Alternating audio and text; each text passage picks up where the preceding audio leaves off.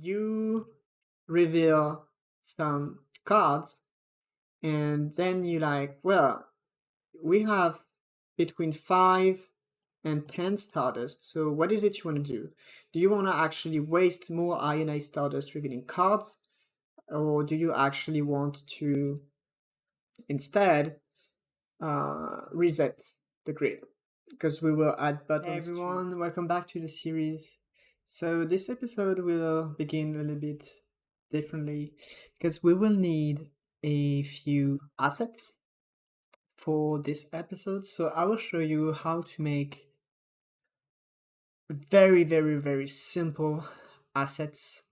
So as you have seen in the intro, we will make a mini game with a tile uncovering or tile revealing based game. So we will have to make those tiles, and really it's gonna be very simple. So I'm using Gimp, whatever you want to call it, and I will show you how I quickly made the assets that I'm using. So here I'm gonna create a new file, and I will customize the size to 64. With this 64 square, we have a background, which is something we don't want. We actually want transparent background. So the way I go usually is I just, here in the layers, I create a new layer, which is automatically set with a good size, right? So I create a new one and I simply remove the background. So now we have a transparent square. So the first asset we will do is very simple. It's a border, really. So to make a border, there are many ways, I guess, but what I usually do is, here we want pixel perfect thing, right? So I take the pixel brush, okay, I get the size to 1, and that's it. So I zoom in a little bit to grab the corner, right? So we have the corner here. And then with the shift key, you can create lines, right? So here I just want to make the square. So I just get the 4 lines, creating the square, right? So here we have our first texture. This is the tile texture, right? So that's the I want to say base texture of the tile, and then we will put something in the middle based on the state. So we actually need those two to be separated. So let's save this one by exporting this image as a PNG, okay? And the best thing to do is to have them exported in the asset folder of the game, quite obviously. So here, once you are in there, you want to name it however you want to name it. So that's going to be, it's over. So it's going to be minigame tile. And I want it to be a PNG, and I will export it. Usually I just don't want to think too much and just take everything and export it, right? So now we have the tile. We need other things. I actually want a texture for a covered tile, right? So while the tile is not revealed, we want to have a cover texture. So here, very simply, I will just get a gray texture and fill the middle, which will be the gray. And I grab a selector tool. Really, it can be either the wand or the color, doesn't mind. And you just grab the white color here to select all the border and delete it with the del key. Now that we have this, we can export again. And this time it's going to be minigame uh, covered type, right? And export. So here we have the two base texture we will use. We will need other textures which are going to be icons, and for these icons I will use the same website as the last time. I'm looking for something that's sparkle stardust, so I went with dust and find this sparkle icon, which is the one I will use. And here are the settings for this icon. The color will be white, and I want the dimensions to be 64 pixel. Okay, and transparent background, etc. So if you have the settings saved from the previous episode when we did the tooltip, you should just have to change the dimensions. Everything else is the same, right? So then you can download it as a PNG. I also created a second icon, which is Miniroll's icon, if you want to find it. It's probably not very visual here with the white on white, but that's another one that we will be using for this minigame, so you can download this one as well. Okay, we're now back to Godot, and we will begin by create a new view, which will be the minigame view. At the moment, we are not going to do the full process of adding uh, the script to the user interface in the view. We will just work with the feature alone, right? So we will just create a new scene, a control node, and I will name it minigame view. Well, actually, let's give it a better name, because if we have more minigames, that's going to be Ionized Stardust Sifting view. That's the best word I have at the moment to describe what we're doing. So anyway, we want it to be full. Okay, cool, and save this in our views. Um,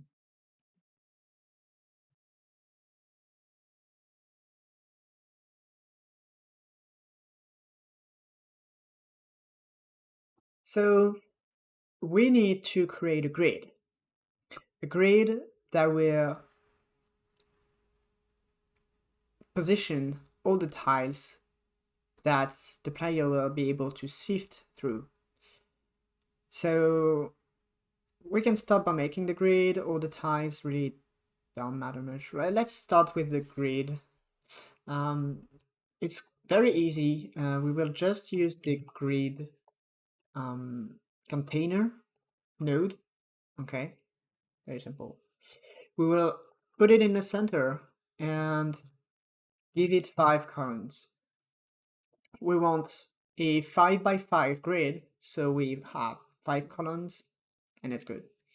So from now, the grid will just position all the objects based on the sizes to have 5 columns and, well, to be in the center of the screen.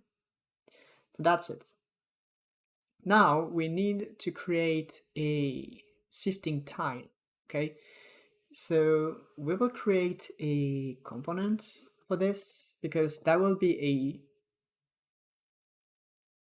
a different scene really that we will instantiate again and again and again for each time. So here we create a new, that's actually going to be a texture button and not a control node. There's gonna be a texture button like this. And that will be sifting time. And I want to save this as a component in Ionized Stardust sifting. So new folder components and sifting time. Okay.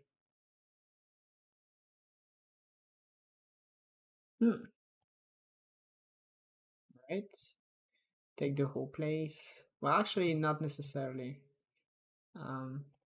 Right. All right. So here,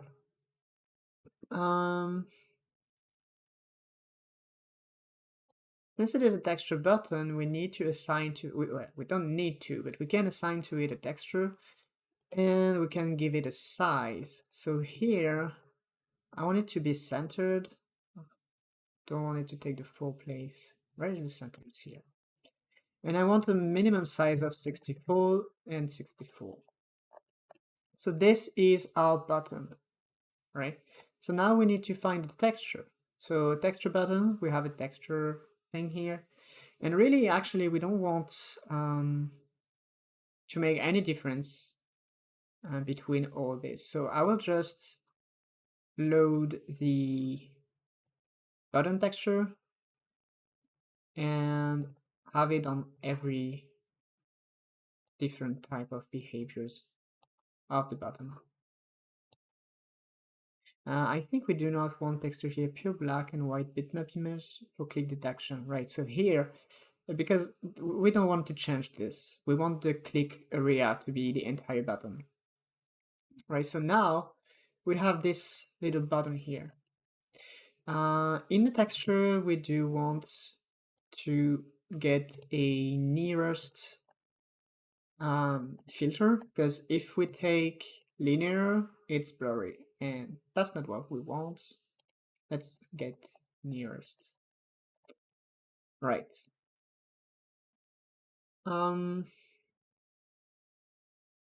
Yeah, maybe we can begin by simply initializing the tiles, and then we will be able to update this, and that will update the tiles. So let's start with initializing the tiles. So we need a script for this file. Okay, and before I forget, we need to extend view. We need to extend view, and I remember very much making this mistake very often, so super in ready will be the first thing we do.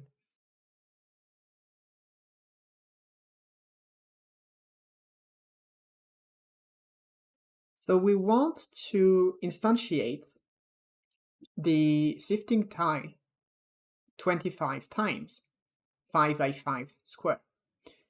So we need to get the variable of the tile in, and then we need to instantiate it. So at the moment, we will just instantiate the 25 tiles when we are initializing the component.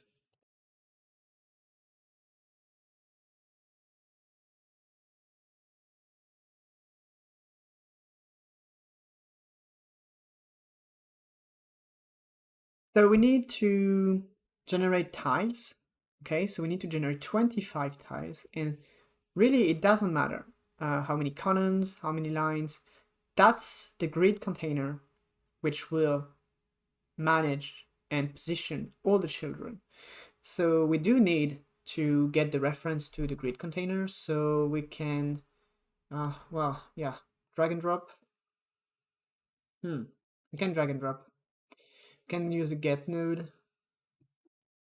We will use a get node, right? So anyway, I don't like it. Let's use a variable.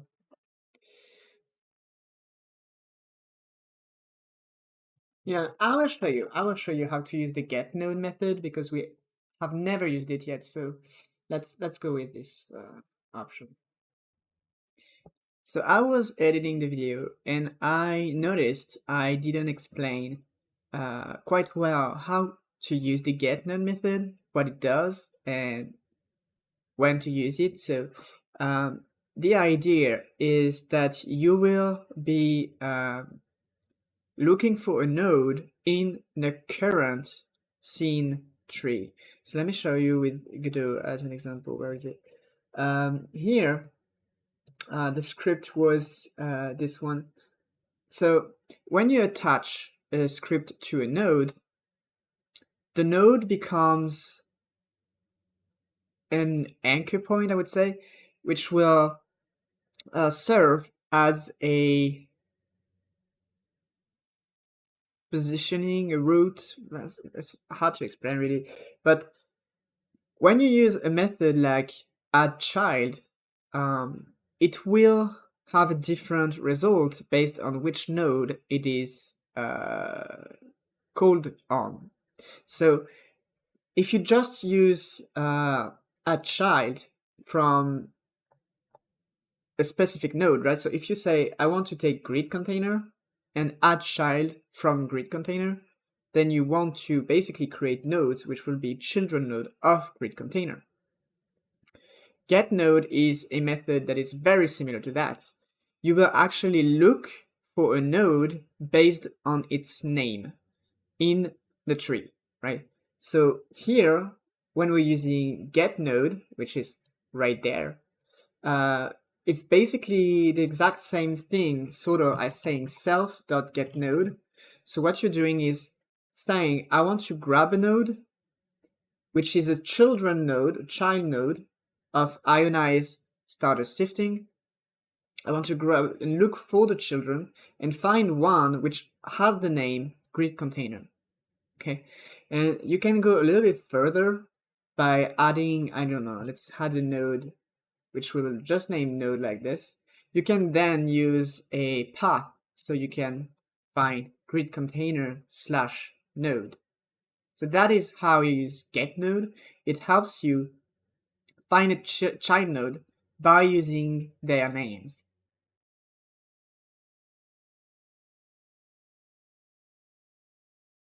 I'm stopping here because I want to show you one thing. Those two lines here do exactly the same thing.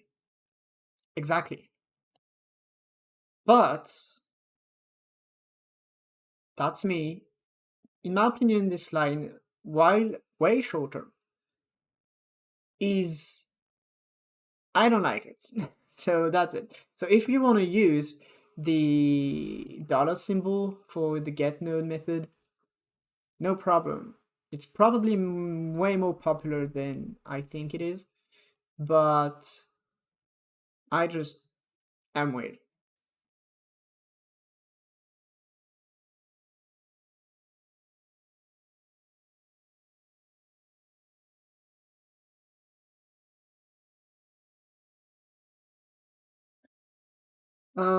I made a little jump here because I wanted to test just to be sure. If we want to be able to test this component as an individual component, we need to get rid of the extents view, because view uses signals which are not part of this component, so we have to get rid of it at the moment and extends control instead. And of course, we need to get rid of the super as well. So here, I just added the generate tiles instruction for the ready method to check how this component is working. So I don't remember if we used the run current scene at the beginning of the series, but anyway, when you want to run a specific scene and not just the entire game, you can use this option here on the top right corner. So here, it is creating the 25 tiles just as we wanted, okay? So now it is a matter of improving this because we can't do much with it at the moment. So really, it's not important to keep track of each time, because in my first iteration of the project, I used a coordinate system, but I don't think we will ever need it. So I will show you how to make a coordinate system here. So I made something very simple. since we have less than 10 basically on X or Y, I use a dictionary.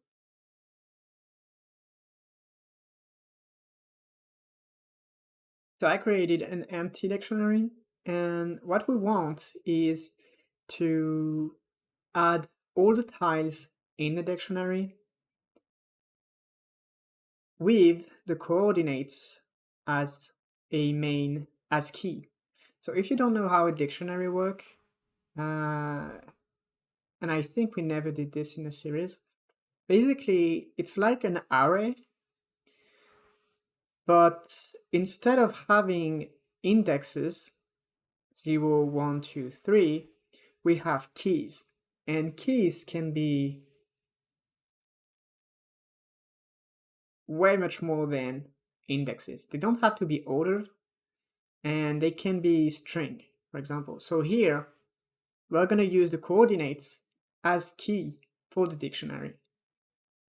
So in order to get the keys, the coordinates, we will use a double for loop. So we will create one for the x-axis and one for the y-axis. Axis? Yes, axis.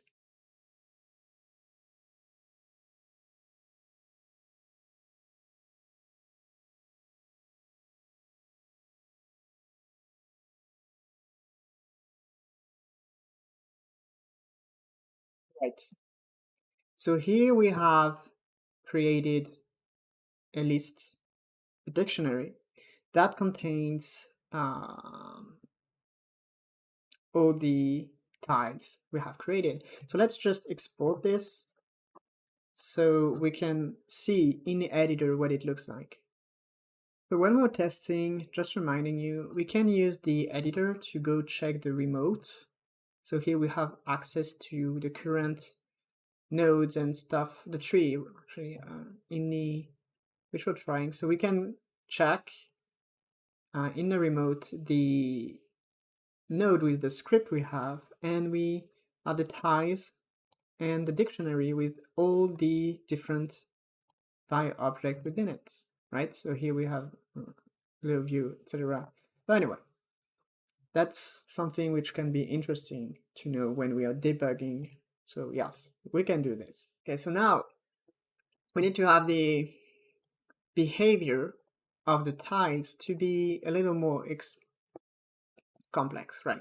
So let's create a script and give it a class name.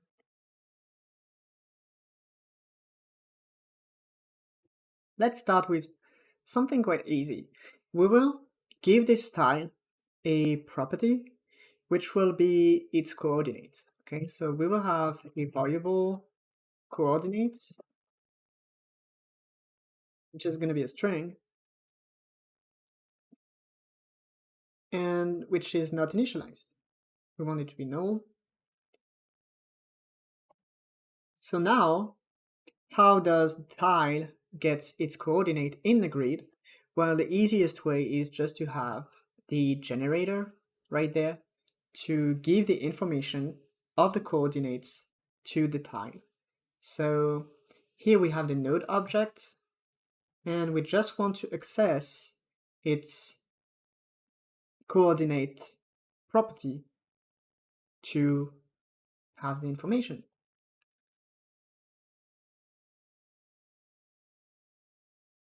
So now each tile should be aware of its own coordinates.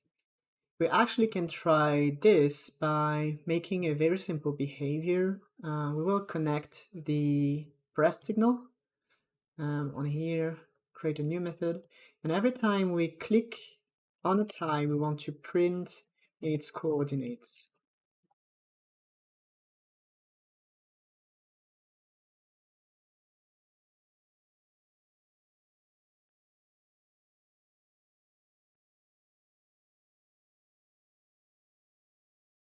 Right, so here I can just click on any tile and get its coordinates. Right, so here we have 4, 1, 4, 0, etc., etc. So since we have only 1 pixel, when we zoom lower, it's really weird. Let's not care about this at the moment. It's the expand.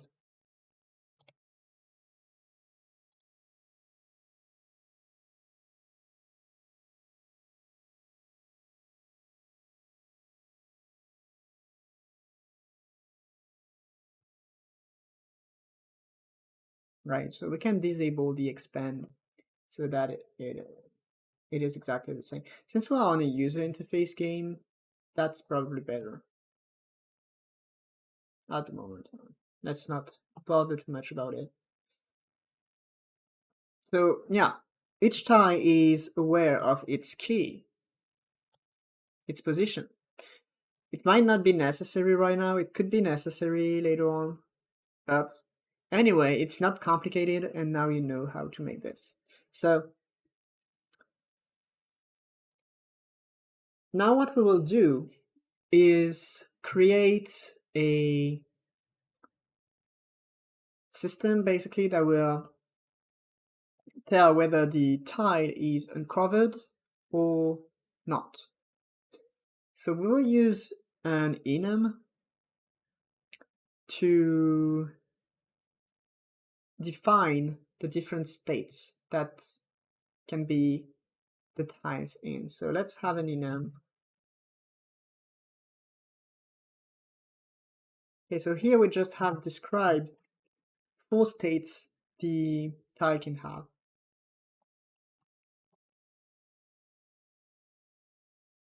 So at the moment, we will not bother with Stardust or Consciousness Core states. So we will just want the tiles to be covered and uncovered when they are clicked on. Okay, so here, let's create a ready function with a few settings for the default behavior of the tile.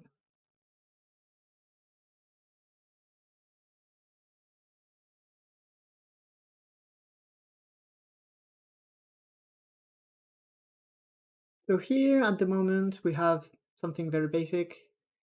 The tile is created covered, and when we click on it, it is becoming empty.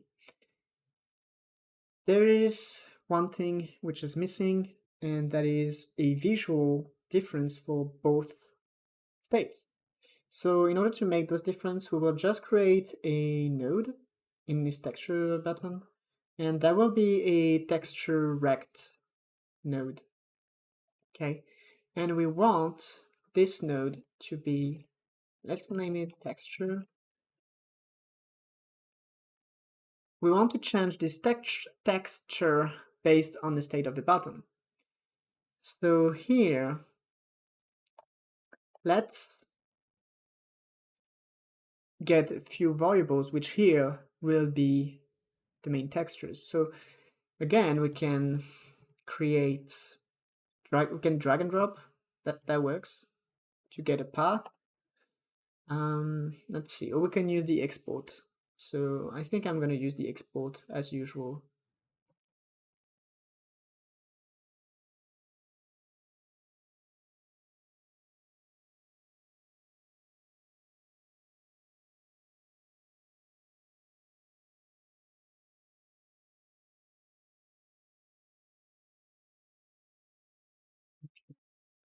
So here, very simple. When the node is created, we assign to it a texture covered, and when we click on it, we assign a null texture to get rid of the veil, basically. So if we try a single tile, we should be able to click on it and get rid of this cover and have it empty, right? So now we can go in this grid here, open it, and have all the tiles and basically uncover some tiles, right? Okay, we are progressing. That's cool. So now what we can do is to have, let's say, random items being positioned in this. So when we create a tile, we can actually choose to, instead of having an empty tile, maybe we want it to have Stardust in it or have a consciousness core. So let's go back to our generator here, because that's where the magic will operate. And we will make some changes in there, right? So now, what is in the ready function here will differ.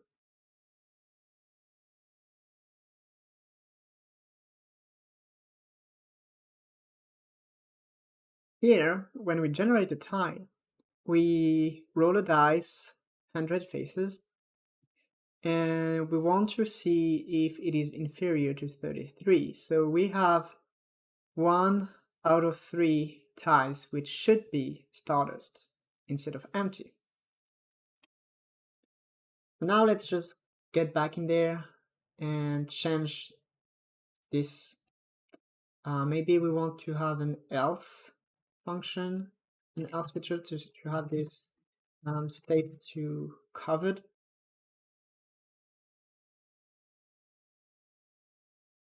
I'm just realizing my state is stupid, but it's okay.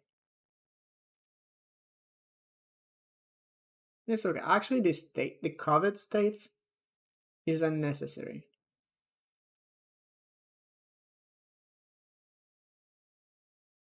Or it would have to work very differently. Meh. It would have to work differently in this way. But it's okay. Let's leave it that like this way.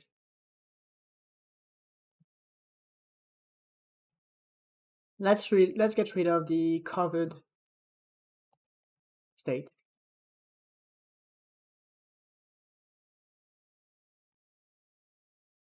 And instead use a variable. Let's just the variable instead. So we do have a tile which will be either empty, Stardust, or consciousness core, and then a boolean that will say whether it is revealed or not. So whatever the situation, here already the texture will be covered, but it is when we click on it that the texture will change, right?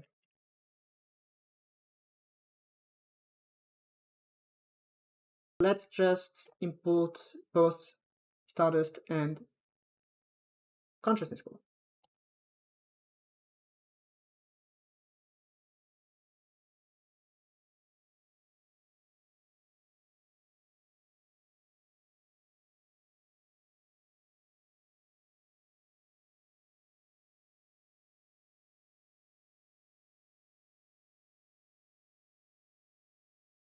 So here we have a lot of warnings because we don't have the type of the node by using this getNode method.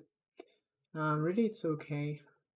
We can get rid of this by basically creating a new variable, which is going to be, what is it going to be?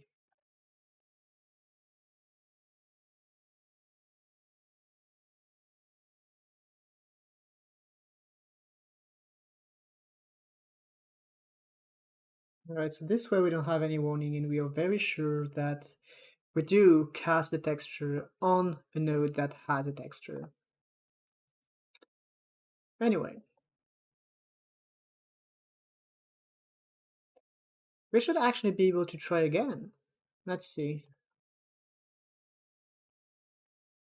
Yeah, so now we do have some ties which are covering Stardust.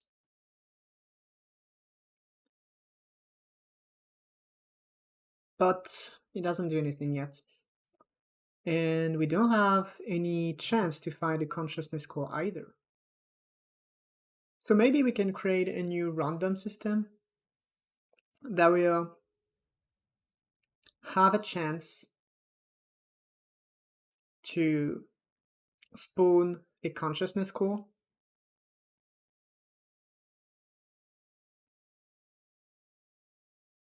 and have a chance to spawn Stardust as well, right? So let's go back and change the system. Right, so now we need to make a method that will generate the loot. Okay, so here, this we can get rid of basically, and we will create a new method.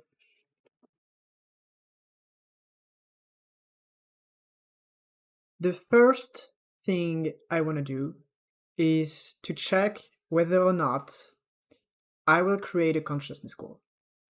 So at the moment, well, it's not the best for testing, but I want the consciousness core to have 1% chance to appear on the grid. So let's do this.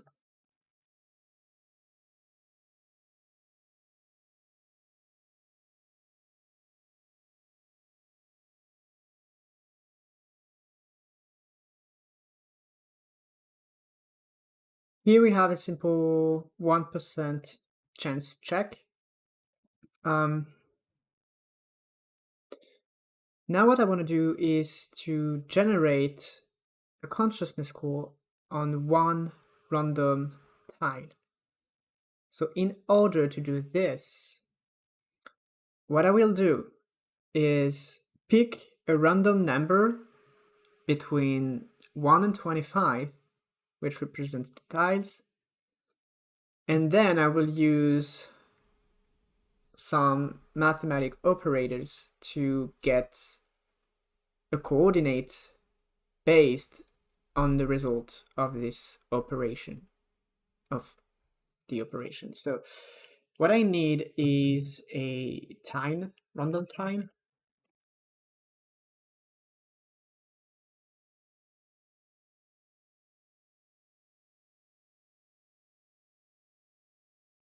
Here we have an error which is quite annoying, but yes, we can get rid of it because it's telling us integer division, and that's a problem, but that's quite literally what we want to do here, right? Okay. So what we're doing basically is we're dividing the tile number by 25 by 5. We're dividing it by 5 so that we have an integer which will be either the column or the line. Actually, it doesn't matter. And then we will use the second operator, which is the modulo operator, in order to get the second value, right? So here we will have a value between 1 and 5 and 0 and 5, and here we will have a value between 0 and 5 as well. And we have 25 options which represent each and every tile, right? So here we will want to change the state of this tile to consciousness core. So we will want the tiles, and we want to create a new key, which is going to be well, let's recreate the key actually. And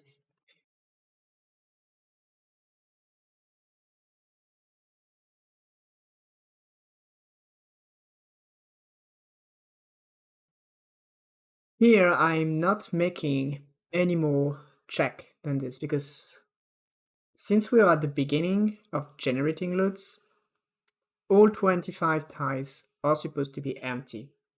Let's make sure that every tile is generated empty by initializing the node state to tiles empty, right?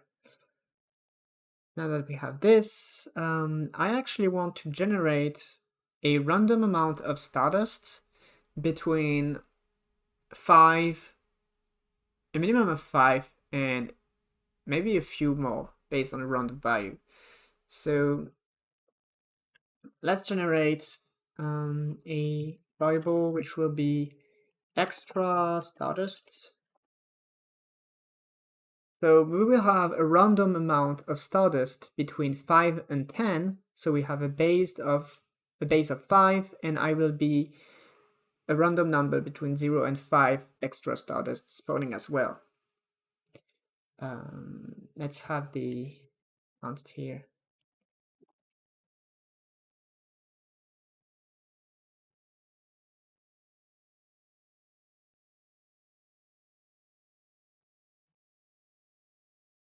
So now I want to reproduce the positioning of the random Stardust, except that I do want to check that the tile doesn't have anything different on it.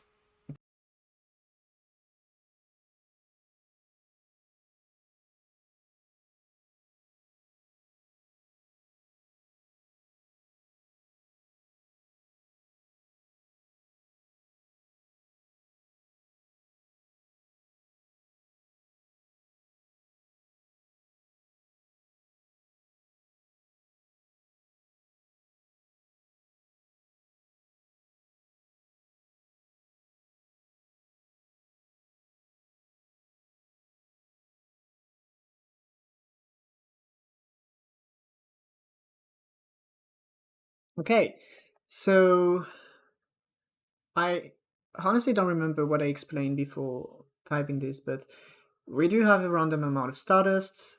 Here we have a counter which represents the amount of Stardust we have positioned on the grid, and we will use a while operator which says as long as the counter is inferior to the amount of Stardust that we want to create, we keep going, looking out for empty tiles. Here I'm choosing to make this operation right there because I don't want it to calculate every loop. That's not a very expansive calculation, but that's still a saving, I guess. We're using the exact same coordinate system, and we do check if the tile is empty to make it Stardust and increase the counter. Okay. So now we should actually be able to start this component, and starting it, we should be able to reveal a number of Stardust between 5 and 10. Oh, we have a problem. What's your problem?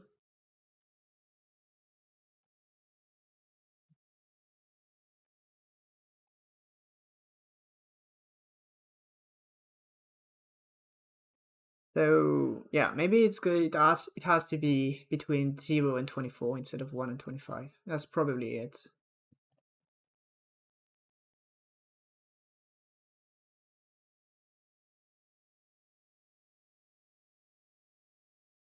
Right. So here we have six Stardust. So that is okay. That's between 5 and 10. It's cool. In order to test for the consciousness score, it's going to be quite annoying because 1% means that basically we would have to pretty much clear 200, 150 grids to be sure to meet 1, and that's not sure even. So we're not going to test it this way. We do need to create a script really to generate a huge amount of grids and get some results and know how many consciousness scores popped in. But yeah, at the moment, it's not very clear what the purpose of this game is. What we will do is to implement this in a later episode because already it's been quite a long time And now by taking this minigame and plugging it in the main game is going to be quite a big process as well. So I'm just gonna I'm just gonna tell you what the main idea is and just wait for the next episode. If my schedule is working properly, the part 2 of this episode should come in not the day after, but 2 days after. So if you are watching this video on release date, it's not tomorrow, but one day after this. So the idea of this minigame is to be an ionized Stardust sync. It might seem a little weird that we use ionized Stardust to regenerate Stardust back, but yeah, at the moment that's the point. That's the point, and also this minigame can generate consciousness cores. So here, the actual reasoning that the player will have to do is you reveal some cards, and then you like, well, we have between 5 and 10 Stardust, so what is it you want to do? Do you want to actually waste more Ionized Stardust revealing cards, or do you actually want to instead reset the grid? Because we will add buttons to reset the grid and to, yeah, reset the grid. The idea is that every time you uncover a tile, you need Ionized Stardust to do so, right? So the only decision making you have right now is, do you actually want to save Ionized Stardust, or do you want to just uncover all the tiles you find the consciousness cores? Yeah, I didn't really think it entirely through, not gonna lie. I just wanted to make something, and I had the idea, and I was like, yeah, that's gonna be good in the game. So anyway, um, I will do this on time for in 2 days if everything's fine. So yeah, I hope you enjoyed this episode, and I will see you in the part 2 to finish the implementation of this little feature. By the way, if you didn't catch it in the comments or community post of the channel, the Discord server is now available. So you can come here to basically find more information on the future videos which are planned, on the current states of the future videos, and also it will be a place where you will be able to ask questions about problems you have using Godot, right? So if you need programming answers or troubleshooting, that's a place where you can ask things, and I will try to help you figuring out whatever you're having problems with.